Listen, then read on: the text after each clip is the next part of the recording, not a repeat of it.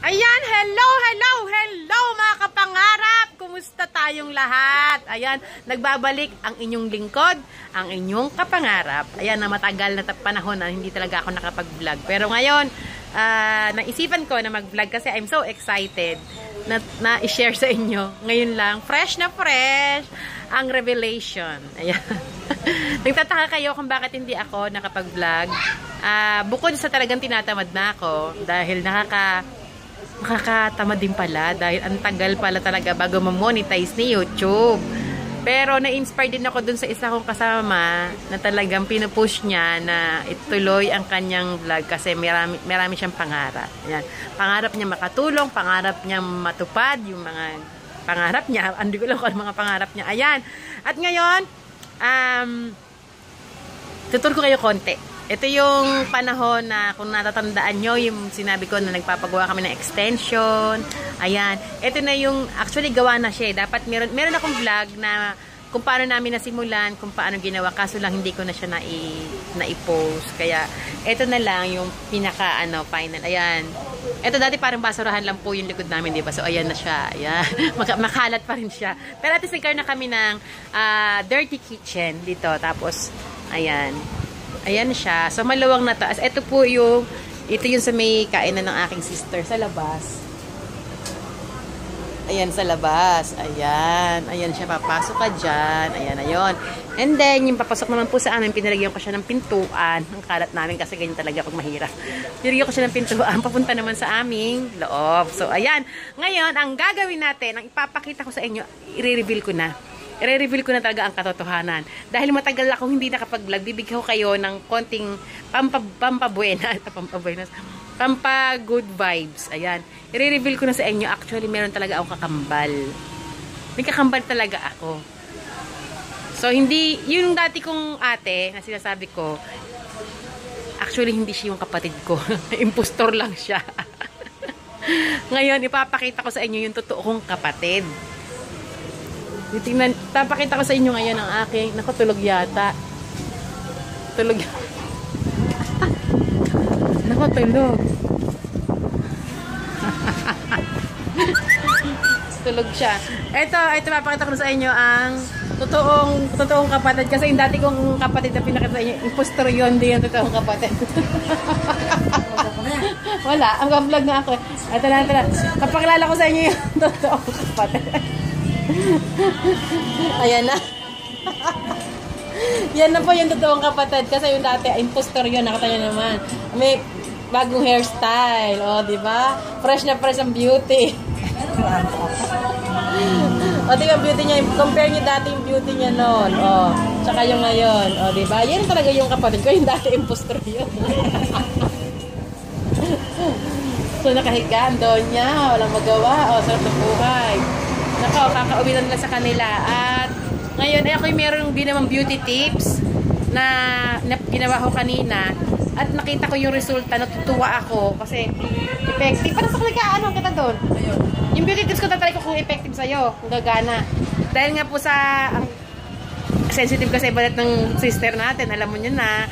Mga Team Canada, Team America, alam niyo naman balat ng aking sister ay sensitive. Ngayon itatry ko kasi mga more on herbal lang ang kailangan yan. Siyempre pwede sa mga masyadong matatapang.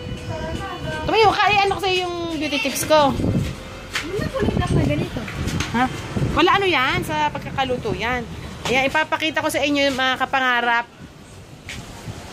Papakita natin kung talaga effective. Kasi sa akin kanina, kasi kanina, nang-try ko siya nang maligo ako, effective siya. Ngayon, tatry natin kung effective nga ba sa balat ng aking sista. O, tingnan nyo naman, ang kanyang aura. Say! Team Canada, Team America, look naman. Look at her beauty right now. What can you say? Lot. Emmy. Harap, hopya. Ano mo? Kaya nagtuan. Ti Olive, si Presit, tignan na, tignan naman floor. Look naman, may sister. New hairstyle. Ang kanyang face medyo manasutla na ngayon, medyo malasutla na. Medyo malasutla na ang kanyang beauty. So ngayon itatry natin tong na-invento ko na beauty products, beauty tips. Kung talagang, ha? Sa rep, sa pintuan, sa plastic. Gusto mo yung rep? Ito herbal to, kaya hindi siya mag-ano. Herbal to, hindi siya magkakaroon ng Sa rep nga! hindi magkaka-epekto sa kanyang balat. Kasi napaka-sensitive naman talaga ng balat ng aking sister. Sa mga hindi nakakaalam dyan. Ang haba na ng hair ko. At next time, beauty tips para sa mga hair. Yan! Mga kapangarap! Kumusta na kayo? Sana naman ay maraming manood itong vlog ko dahil matagal ako hindi nakapag-vlog. Bawi-bawi naman tayo dyan. Kopya pengen. Pangi po. Ayun o sila. Hello ka po. Hello ka sa pangarap. Hello po. Ano daw color? Ano daw color ng Tagalog ng gray? Gray aba. Oh, ang galing nga. Ang Tagalog daw ng gold. Ginto. Aba, magaling talaga yung baby ko na yan. Hindi ito yung masarap na hindi ito yung masarap na hopya na gusto niya, yung Cecilia. Dalawa yan, kunin mo na doon pa isa. Dalawa yan. Yan, yung mga kapangarap. Ito ako merong ginawang beauty tips. Nilagay ko din sa lagayan. Tatarin natin sa kanyang braso muna. Sa braso, hindi yan sa mukha. O, ano naman yung ilalagay mo na yan? Effective to. Try natin. Una, basahin muna natin ang kanyang brasong matigas. In fairness, makinis-kinis naman yung ano ni sister. May makinis ako. May team lang ako. Lalagay ko na tong sikreto. Pero ito, pag ano mo, ano siya yung, pagkatapos mo siyang lagyan, ang kinis ng balat. Ano balat ko? Pino ko. Pino. O, mga kamarap ha, tandaan nyo yung pino daw ang balat Pino niya. ang balat ko, sabi ko tsaa nung araw. Oh. Pero lugo niya sa akin tsaa kasi napakaitim ko raw nun. Oh, maitim daw siya noon, kaya tsaa ang pinaligo ni mother. Baka sakaling magbago ang kanyang anyo. Pero makinis nga, oh, hindi siya magaspang. Makinis nga ako. Hindi malagasgas, hindi masakit. Ayan mga kapangarap, magbabago yung anyo. Ayan, lilipad na to. Bilang kayo ng tatlo, lilipad na. Oh, nakita nyo naman. Oh, naman kumpara nyo dati mga kapangarap. Tignan nyo yung dati kong video, mga vlog. Tignan nyo yung itsura niya noon. Kumpara nyo ngayon. Sa kanyang talagang tag doon, yung makeover. Tapos may pinagamit ako sa kanyang beauty, ano din. Kasi nga, hindi tumatalab yung mga expensive na beauty products. Kaya bagay lang sa balat niya yung mga mumurahin lang, pang kusina. Kalamansi, mga ganyan. Pinatry ko siya ng kalamansi at gata sa mukha. Mukhang totoo nga yung sinasabi niya. Lagi niya sinasabi, alam pag-asa. Hindi na talaga siya tatabla ng kahit na ano. Lagi niya kasi sinasabi, ano ako tatabla ng mga ganyan? Yan tabatalab sa akin. Ganyan. Mukha nga totoo. Hindi parang hindi tumalab. Malalastas ka, parang atalab. 3 araw ka pa lang naman naglalagay. Oh. Oh, medyo umano na medyo naglight na yung balat mo. Ito. Dito natin makikita, pero kasi kaya naligo ako yung binti ko, kasi ito, grabing dami ko na ano. Yan, antayin po natin siya 3 to 5 minutes. Tingnan natin mamaya ang resulta. Yan. Mga 3 to 5 minutes mga kapangarap bago natin siya hugasan. Kasi po kanina nung naligo ako, ganun ginawa ko.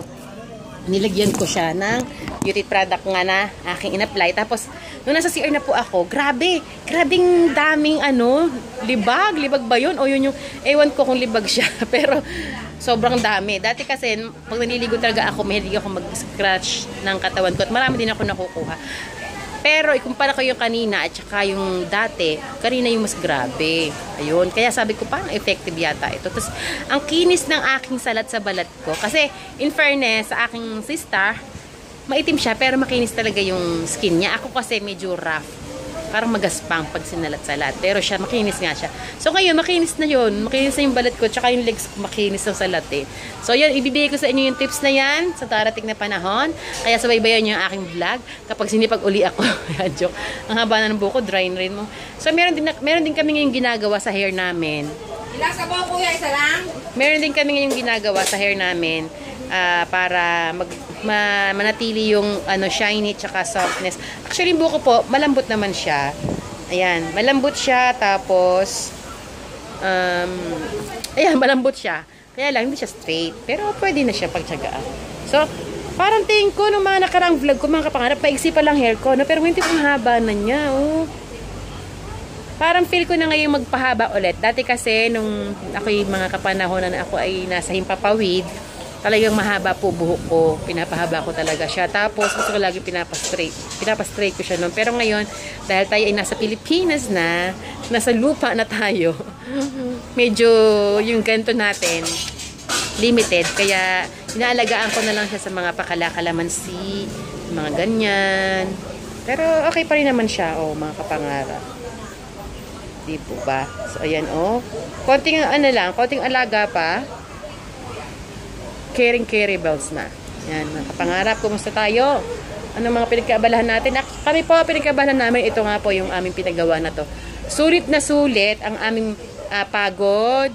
Sulit na sulit syempre yung pera na may nag-sponsor. Salamat sa nag-sponsor ng aming munting extension. Salamat sa iyo. Ano pa yan? 3 to 5 minutes. Salamat sa iyo kasi medyo naging mas maalwan yung buhay namin. Tsaka mas nag-ano kami dito. Dito kami lagi, mas nag-stay kami dito kaysa dun sa loob. Kasi dito sobrang hangin. Ayan, nung umulan, grabe din po ang hangin. So, ang pinagawa ko po kasi dito is steel matting lang yung pinakapader para yung hangin niya dire-diretso pa rin. Kaya lang ngayon nilagyan namin ng lona dahil nga po sa umuulan, yung angge sobrang lakas. Kaya ayan, ngayon kahit na mainit, mahangin pa rin kasi po may mga butas-butas pa rin po dun sa mga gilid-gilid. Ayan. So, ayan mga kapangarap. Sana magtuloy-tuloy na yung hilig ko. Yung aking gana sa pagbablog ulit. Tapos, marami din po sanang matuwa sa mga iba-vlog ko. Kasi may nag-message sa akin kahapon na pinapanood niya daw yung vlog ko. Tapos may miss call pa. Talagang gustong-gusto niya ako i-congratulate kung paano ko daw ginawa. Ayan. At, tawag dito, ano ba yan? Sabihin ko, nakalimutan ko na. Ayan, masabihin ko, ayun, nagtataka din ako, kasi hindi na nga ako nagbablog. Tumataas yung aking subscriber. Ayun, kaya parang sabi ko, try ko na kaya ituloy. Total, nung hindi nga ako nagbablog, may nagka-subscribe how much more pagka nag-vlog pa ako, baka mas marami pang mag-subscribe sa akin. Ayan. Kaya din ako isa pang ginanahan na mag-vlog ulit. Bukod nga doon sa excitement ko na itry yung product, kasi sa akin effective. Tapos gusto ko sana pag tinry ko sa ate ko, nag-vlog ako. Kasi tatry ko sana, kaso lang sabi ko, hindi ko na iba-vlog. Pero paano kung makikita ang totoo sa susunod na iba-vlog ko? Sige. Tanong mo si Rodel kung gusto niya kape. Ayun, kaya ngayon nag-vlog ako kasi nga gusto kong itry sa kapatid ko. Tapos pag effective, di kita nyo talaga actual, walang daya. Ayan. So, wala siyang daya. Ang hair ko, marami na akong puti, mga kapangarap. Ayan, oh. Dahil ko ng puti. Sabi nila, pag daw maraming puti, stress. Stress daw yun, kaya maraming puti. Pero hindi naman. Ano lang yun, mga kasabihan lang. Ako, dumami yung puti ko, siguro lahi namin. Tsaka bukod pa doon, dahil daw, kapag basa yung buhok, yung ginaganon na, mabilis daw puputi. Kasi po, nung nandun ako sa ibang bansa nga po, trabaho namin, para kaming astronaut, buong katawan po namin cover. Yan, pati ito. Pagkaligo, trabaho na kaagad, pasok ko sa trabaho, basang-basa pa yan. Tapos, ayun. Kaya din dumami yung puti ko, mga kapangarap. So, ilang minuto na, lumipas. Hintayin muna natin. Sandali lang mga kapangarap, wait until 5 minutes. Ayan na. Yan mga kapangarap, hindi ko lang kung ilang minuto na lumipas, pero nagmamadali ako kasi mamamalagi kami. Biglaan. Ngayon try ko kung magbabakbak yung magkakalibag. Oo, sige, sasama ka. Ugasan mo na doon sa lababo.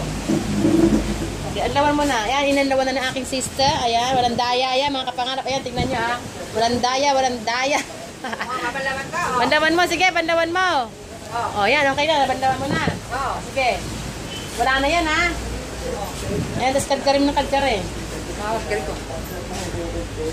Tingnan natin kung may... Ay, hindi madulas pa eh. Dapat yung hindi madulas.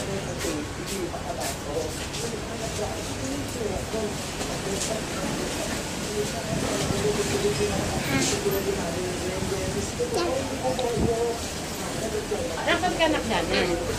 Tingnan natin kung... Puno na yung experiment. Ako. Ayos po. Oh, effective ba? Ay, mga Baka sa binti lang kasi binti mas madumi. Ito kasi lagi. Kasi sa binti lang ako meron kanina eh. Oh. Walang libag. Palpak sa balat niya, talagang hindi talaga siya tinatablan. Yun ang katotohanan. Totoo nga yung sinabi niya, hindi tumatalab sa kanya mga beauty products.